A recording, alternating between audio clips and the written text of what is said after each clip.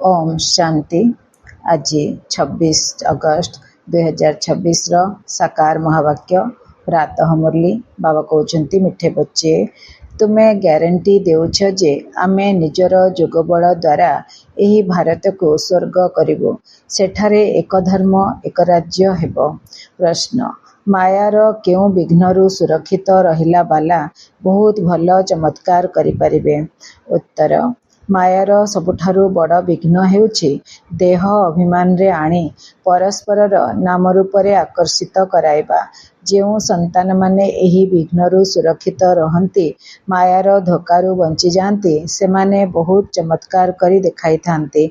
सेमानंक बुद्धि रे सेबार नुआ नुआ विचार चली थाए। सेबारे उन्नति सेतेबेले हेबो जेतेबेले तुमे देही अभिमानी हेबो। ओम शांति। बाबा कहते बाबा आसीचंती आत्मिक संतान मानंकु श्रीमत देवा पाए।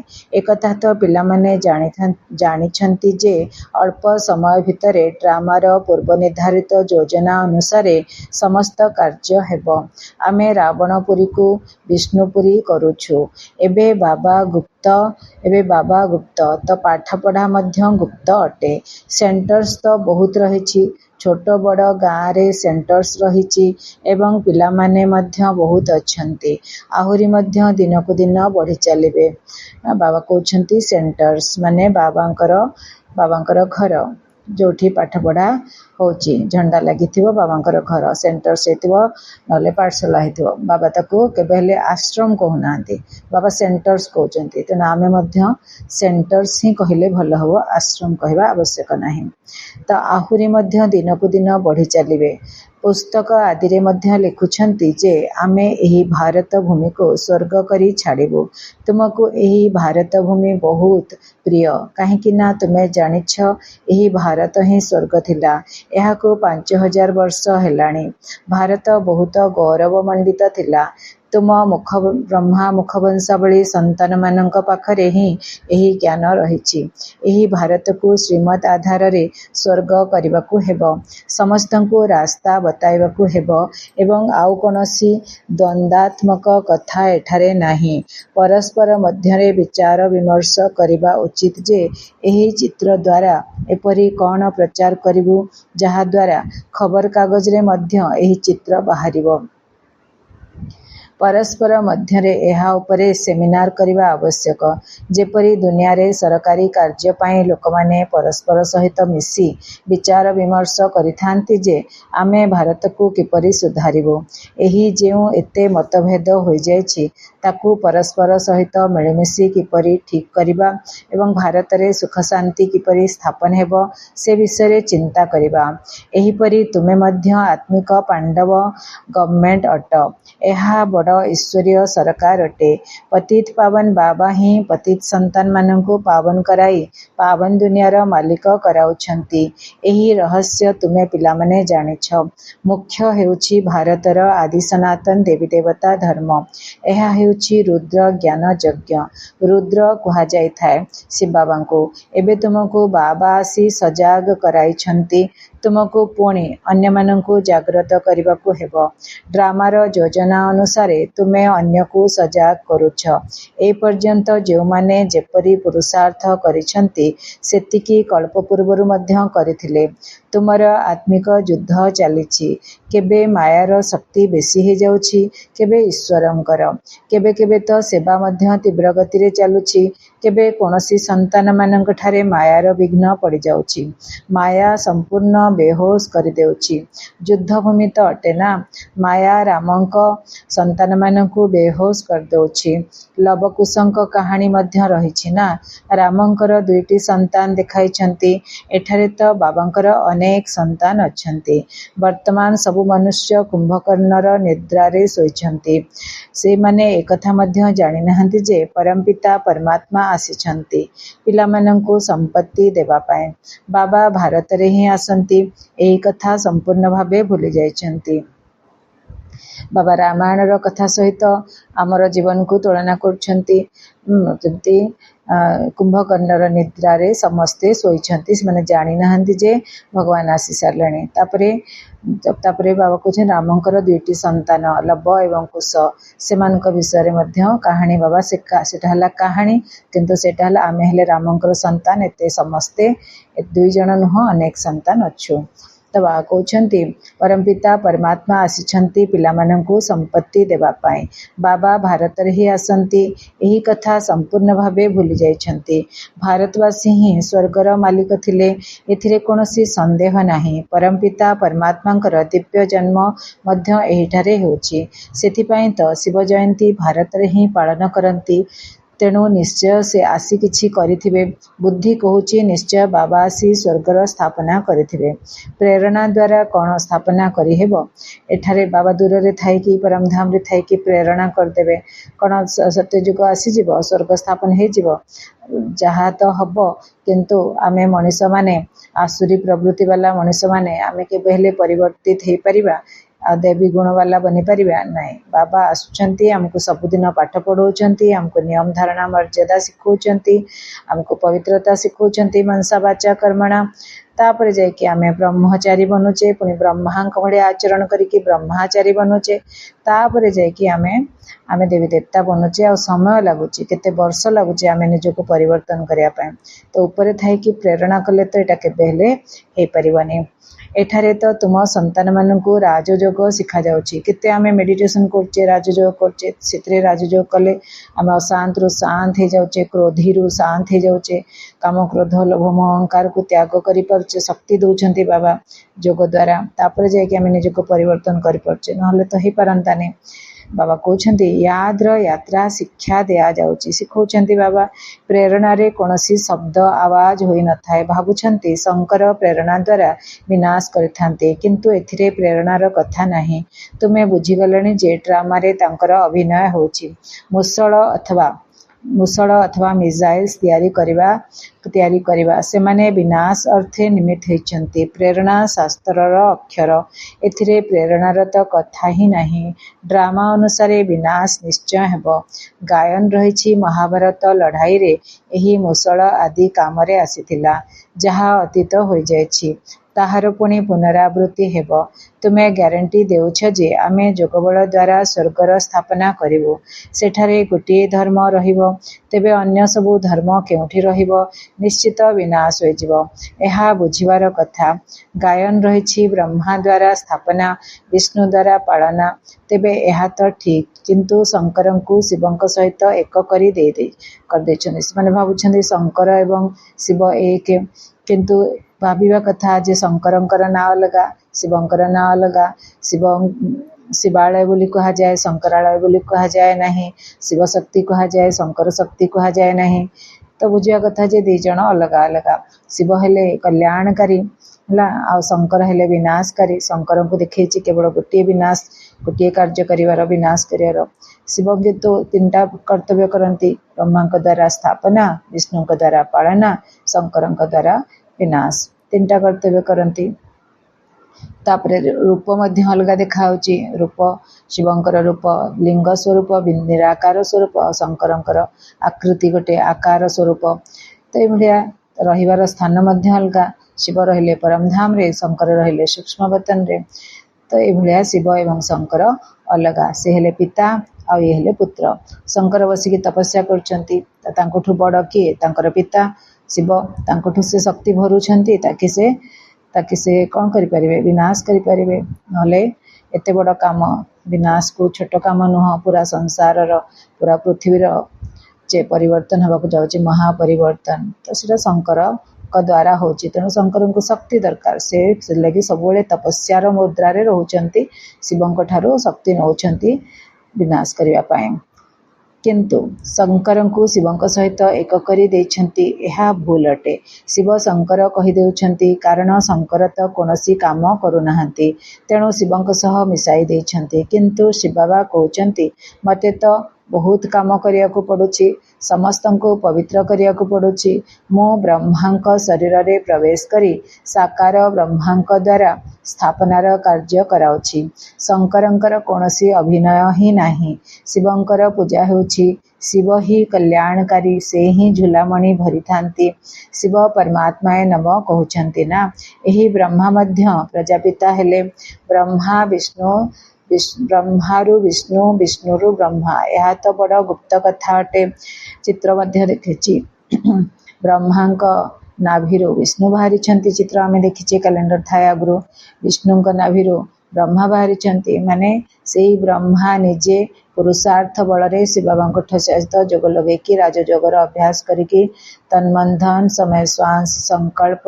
सफल करी विष्णुंकर पद हासिल कले नररु नारायण बनिले से नर नारायण मंदिर मध्य अच्छी तो से ब्रह्मा बनिले विष्णु तापर से विष्णु धीरे धीरे धीरे धीरे करके 5000 वर्ष रे 84 जन्म नेला परे तापरे बनिगले से तापर से बनिगले ब्रह्मा माने साधारण मनुष्य बनिगले केते गोटे जन्म नेला परे साधारण मनुष्य बनिगले कलिजुग शेष रे जेहेतु से कृष्णंकर आत्मा विष्णुंकर आत्मा तेणु शिव भगवान जेतले परम धाम रु आसिले पुणी तांको ही सिलेक्ट कले कि नंबर 1 आत्मा श्री कृष्ण जगतर नाथ लॉर्ड कृष्ण नहले लॉर्ड जगन्नाथ बोली कहा जाए जगतर नाथ जगतर स्वामी जगतर मालिक तेणु पुणी तांको शरीरर सहारा नहीं पुणी आउ थे यही राजयोग आमको शिखौछंती ब्रह्मा आत्मा को मध्य सिखाइले आम मान को मध्य शिखौछंती तापरे ए दुनिया नरकरू स्वर्ग बनुची स्वर्ग रे पुणी श्रीकृष्ण जन्म हे तो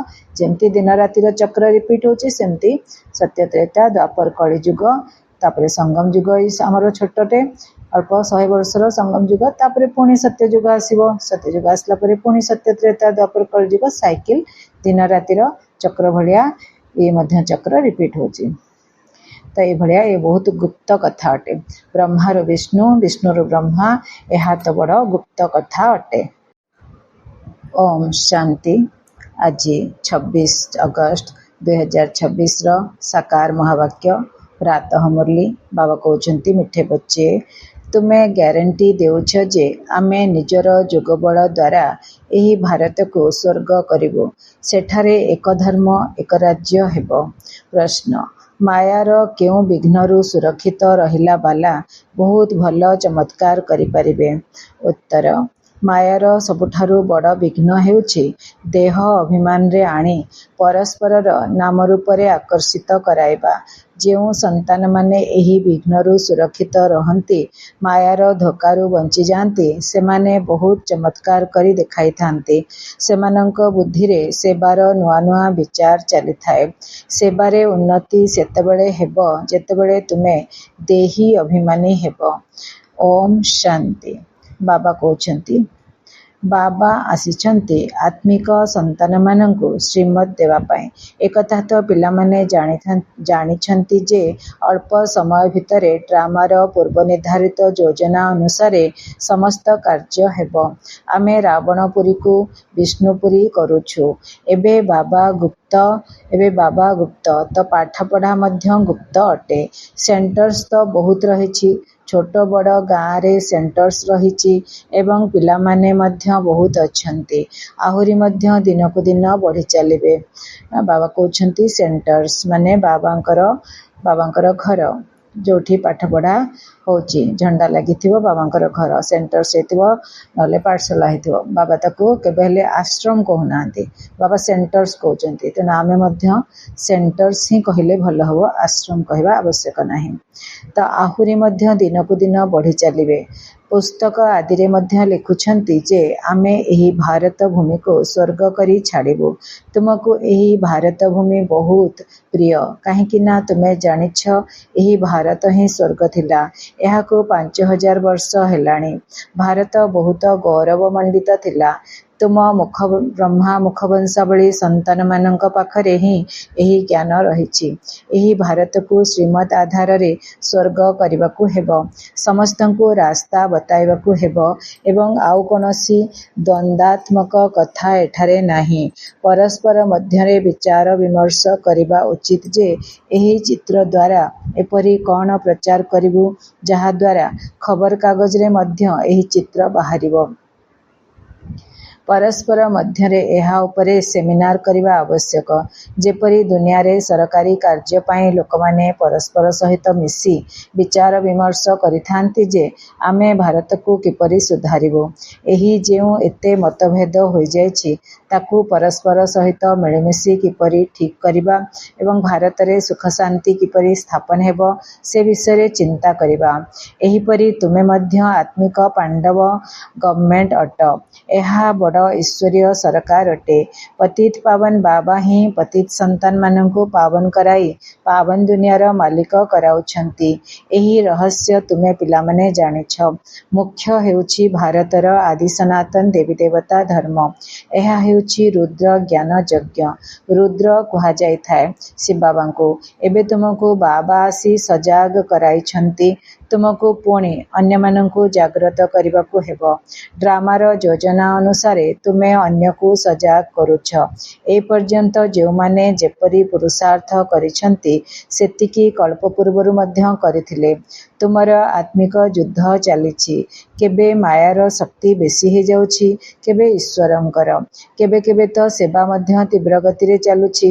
କେବେ କୌଣସି ସନ୍ତାନମାନଙ୍କଠାରେ ମାୟାର ବିଘ୍ନ ପଡ଼ିଯାଉଛି। ମାୟା ସମ୍ପୂର୍ଣ୍ଣ ବେହୋସ କରିଦେଉଛି। ଯୁଦ୍ଧଭୂମି ତ ଅଟେ ନା।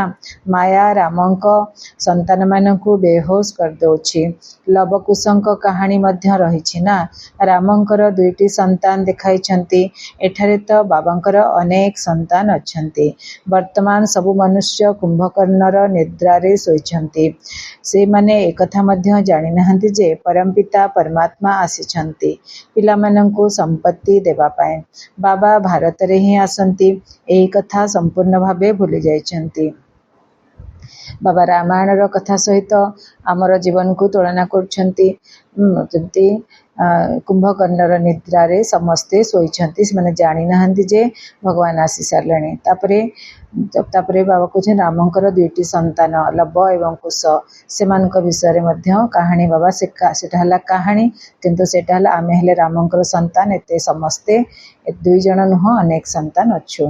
ତ ବାବା କହୁଛନ୍ତି ପରମପିତା ପରମାତ୍ମା ଆସିଛନ୍ତି ପିଲାମାନଙ୍କୁ ସମ୍ପତ୍ତି ଦେବା ପାଇଁ। ବାବା ଭାରତରେ ହିଁ ଆସନ୍ତି। ଏହି କଥା ସମ୍ପୂର୍ଣ୍ଣ ଭାବେ ଭୁଲି ଯାଇଛନ୍ତି।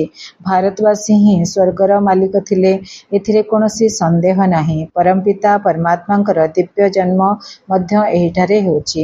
ସେଥିପାଇଁ ତ ଶିବ ଜୟନ୍ତୀ ଭାରତରେ ହିଁ ପାଳନ କରନ୍ତି। ତେଣୁ ନିଶ୍ଚୟ ସେ ଆସି କିଛି କରିଥିବେ। ବୁଦ୍ଧି କହୁଛି ନିଶ୍ଚୟ ବାବା ଆସି ସ୍ୱର୍ଗର ସ୍ଥାପନା କରିଥିବେ। ପ୍ରେରଣା ଦ୍ୱାରା କ'ଣ ସ୍ଥାପନା କରିହେବ? ଏଠାରେ ବାବା ଦୂରରେ ଥାଇକି ପରମଧାମରେ ଥାଇକି ପ୍ରେରଣା କରିଦେବେ। କ'ଣ ସତ୍ୟଯୁଗ ଆସିଯିବ, ସ୍ୱର୍ଗ ସ୍ଥାପନ ହେଇଯିବ? ଯାହା ତ ହବ। କିନ୍ତୁ ଆମେ ମଣିଷମାନେ, ଆସୁରୀ ପ୍ରବୃତ୍ତି ବାଲା ମଣିଷମାନେ, ଆମେ କେବେ ହେଲେ ପରିବର୍ତ୍ତିତ ହେଇପାରିବା ଆଉ ଦେବୀ ଗୁଣବାଲା ବନିପାରିବା ନାହିଁ। ବାବା ଆସୁଛନ୍ତି, ଆମକୁ ସବୁଦିନ ପାଠ ପଢ଼ଉଛନ୍ତି, ଆମକୁ ନିୟମ ଧାରଣା ମର୍ଯ୍ୟାଦା ଶିଖଉଛନ୍ତି, ଆମକୁ ପବିତ୍ରତା ଶିଖଉଛନ୍ତି ମନସା ବାଚା କର୍ମଣା। ତାପରେ ଯାଇକି ଆମେ ବ୍ରହ୍ମଚାରୀ ବନୁଛେ, ପୁଣି ବ୍ରହ୍ମାଙ୍କ ଭଳିଆ ଆଚରଣ କରିକି ବ୍ରହ୍ମାଚାରୀ ବନୁଛେ। ତାପରେ ଯାଇକି ଆମେ ଦେବୀ ଦେବତା ବନୁଛେ। ଆଉ ସମୟ ଲାଗୁଛି, କେତେ ବର୍ଷ ଲାଗୁଛି ଆମେ ନିଜକୁ ପରିବର୍ତ୍ତନ କରିବା ପାଇଁ। ତ ଉପରେ ଥାଇକି ପ୍ରେରଣା କଲେ ତ ଏଇଟା କେବେ ହେଲେ ହେଇପାରିବନି। ଏଠାରେ ତ ତୁମ ସନ୍ତାନମାନଙ୍କୁ ରାଜଯୋଗ ଶିଖାଯାଉଛି। କେତେ ଆମେ ମେଡ଼ିଟେସନ୍ କରୁଛେ, ରାଜଯୋଗ କରୁଛେ। ସେଥିରେ ରାଜଯୋଗ କଲେ ଆମେ ଅଶାନ୍ତରୁ ଶାନ୍ତ ହେଇଯାଉଛେ, କ୍ରୋଧୀରୁ ଶାନ୍ତ ହେଇଯାଉଛେ, କାମ କ୍ରୋଧ ଲୋଭ ମୋହ ଅହଙ୍କାରକୁ ତ୍ୟାଗ କରିପାରୁଛେ। ଶକ୍ତି ଦେଉଛନ୍ତି ବାବା ଯୋଗ ଦ୍ୱାରା। ତାପରେ ଯାଇକି ଆମେ ନିଜକୁ ପରିବର୍ତ୍ତନ କରିପାରୁଛେ, ନହେଲେ ତ ହେଇପାରନ୍ତାନି। ବାବା କହୁଛନ୍ତି ୟାଦ୍ର ଯାତ୍ରା ଶିକ୍ଷା ଦିଆଯାଉଛି, ଶିଖଉଛନ୍ତି ବାବା। ପ୍ରେରଣାରେ କୌଣସି ଶବ୍ଦ ଆୱାଜ ହୋଇନଥାଏ। ଭାବୁଛନ୍ତି ଶଙ୍କର ପ୍ରେରଣା ଦ୍ୱାରା ବିନାଶ କରିଥାନ୍ତି, କିନ୍ତୁ ଏଥିରେ ପ୍ରେରଣାର କଥା ନାହିଁ। ତୁମେ ବୁଝିଗଲଣି ଯେ ଡ୍ରାମାରେ ତାଙ୍କର ଅଭିନୟ ହେଉଛି। ମୂଷଳ ଅଥବା मूषल अथवा मिसाइल्स तैयारी करिबा सेमाने विनाश अर्थे निमित्त होइछन्ति। प्रेरणा शास्त्रर अक्षर एथिरे प्रेरणार तो कथा ही नाही। ड्रामा अनुसार विनाश निश्चय हेबो। गायन रहिछि महाभारत लड़ाई रे एही मूषल आदि कामरे आसीथिला, जहा अतीत होई जायछि ताहार पुणी पुनरावृत्ति हेब। तुमे ग्यारंटी देउछ जे आमे जोगबल द्वारा स्वर्गर स्थापना करिबु, सेठारे गोटिए धर्म रहिबो, तेबे अन्य सबु धर्म केउठी रहिबो? निश्चित विनाश होई जिवो। एहा बुझिबार कथा। गायन रहिछि ब्रह्मा द्वारा स्थापना, विष्णु द्वारा पालना, तेबे एहा तो ठीक, किंतु शंकरंकु शिवंक सहित एक करी करदैछन्ति। माने भाबुछन्ति शंकर एवं शिव एक, किंतु भाविबा कथा जे शंकरंकर ना अलगा, शिवंकर ना अलगा। शिवालय बोली कहा जाए, शंकरालय बोली कहा जाए नहीं। शिव शक्ति कहा जाए, शंकर शक्ति कहा जाए नहीं। तो बुझिया कथा जे दी जण अलगा अलगा। शिव हेले कल्याणकारी हला, आ शंकर हेले विनाशकारी। शंकर को देखैछि केवल गोटे विनाश, गोटे कार्य करिवार, विनाश करिवार। शिव तो तीनटा कर्तव्य करती, ब्रह्मा द्वारा स्थापना, विष्णु द्वारा पालना, शंकर द्वारा विनाश, तीनटा कर्तव्य करती। तापरे रूप मध्य अलग देखा। रूप शिवंकर रूप लिंग स्वरूप, निराकार स्वरूप, शंकरंकर आकृति गोटे आकार स्वरूप। तो ये रहिबार स्थान मध्य अलग। शिव रहिले परमधाम रे, शंकर रहिले सूक्ष्म बतन रे। तो ये शिव एवं शंकर अलग। से हेले पिता आ ये हेले पुत्र। शंकर बसिकी तपस्या करछन्ति, तांकोठु बड़ किए? तांकर पिता शिव। तांकोठु से शक्ति भरुछन्ति, ताकि से कौन करि परिबे? विनाश करि परिबे। नले एते बड़ काम विनाश को छोट काम नुह। पूरा संसारर, पूरा पृथ्वीर जे परिवर्तन होबाकु जाउछि, महापरिवर्तन, तो सेटा शंकर का द्वारा होछि। तेणु शंकर को शक्ति दरकार। से लगी सबुले तपस्यार मुद्रा रे रहउछन्ति, शिवंक ठारो शक्ति नउछन्ति विनाश करिवा पाए।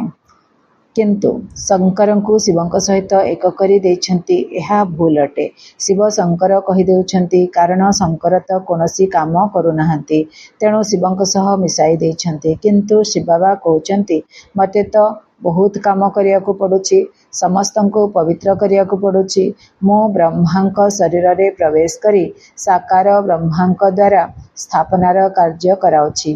शंकरंकर कोनोसी अभिनय ही नाही। शिवंकर पूजा हेउछि। शिव ही कल्याणकारी, से ही झुलामणि भरी थांती। शिव परमात्माए नम कहउछन्ति ना। एही ब्रह्मा मध्य प्रजापिता हेले ब्रह्मा विष्णु, ब्रह्मारु विष्णु, विष्णुरु ब्रह्मा। यह तो बड़ गुप्त कथा अटे। चित्र मध्य देखिछि। ब्रह्मांक नाभिरु विष्णु बाहरी चित्र आमे देखिछे, कैलेंडर थाए आगुरु। विष्णुंक नाभिरु ब्रह्मा बाहरी, माने सेई ब्रह्मा निजे पुरुषार्थ बलरे शिव बाबांक सहित जोग लगेकी राजयोगर अभ्यास करिकी तन्मन समय श्वास संकल्प सफल करिकी विष्णुंकर पद हासिल कले। नररु नारायण बनिले, से नर नारायण मंदिर मध्य अच्छी। तो से ब्रह्मा बनिले विष्णु। तापरे से विष्णु धीरे धीरे धीरे धीरे करके 5000 वर्ष रे 84 जन्म नेला परे तापरे बनिगले से। तापरे से बनिगले ब्रह्मा, माने साधारण मनुष्य बनिगले। केते गोटे जन्म नेला परे साधारण मनुष्य बनिगले कलिजुग शेष रे। जेहेतु से कृष्णंकर आत्मा, विष्णुंकर आत्मा, तेणु शिव भगवान जेतले परमधाम रु आसिले, पुणी तांको ही सिलेक्ट कले कि नंबर 1 आत्मा श्री कृष्ण, जगतर नाथ, लॉर्ड कृष्ण नहले लॉर्ड जगन्नाथ बोली कहा जाए। जगतर नाथ, जगतर स्वामी, जगतर मालिक।